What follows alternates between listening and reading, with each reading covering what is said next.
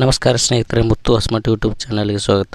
ಇವತ್ತು ಫೋಟೋ ಯಾವುದಾದ್ರೂ ಎಡಿಟ್ ಮಾಡಬೇಕು ಸಮಯದಲ್ಲಿ ಬ್ಯಾಕ್ಗ್ರೌಂಡ್ನ ರಿಮೂವ್ ಮಾಡಬೇಕಾದ್ರೆ ಯಾವುದಾದ್ರೂ ಆನ್ಲೈನ್ ವೆಬ್ಸೈಟಲ್ಲಿ ಹೋಗಿ ರಿಮೂವ್ ಮಾಡಬೇಕಾಗುತ್ತೆ. ಈಗ ಹಾಗೇನಿಲ್ಲ, ನಿಮ್ಮ ಗ್ಯಾಲರಿಯಲ್ಲಿ ನೀವು ಫೋನ್ನಲ್ಲೇ ಮಾಡ್ಕೋಬೋದು.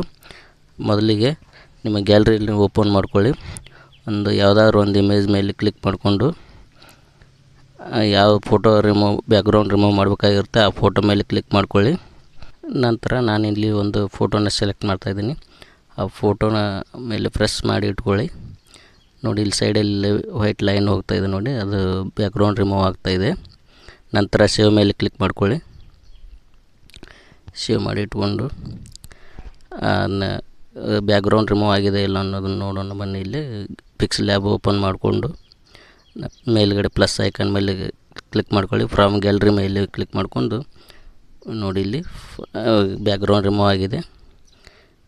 ಇದೇ ರೀತಿ ಬ್ಯಾಕ್ಗ್ರೌಂಡ್ನ ರಿಮೂವ್ ಮಾಡ್ಬೋದು ಯಾವುದೇ ಆ್ಯಪ್ ಇಲ್ಲದೆ, ಮತ್ತು ಟೆಕ್ಸ್ಟ್ ಕೂಡ ಕಾಪಿ ಮಾಡ್ಕೋಬೋದು ಗ್ಯಾಲರಿ ಮುಖಾಂತರ.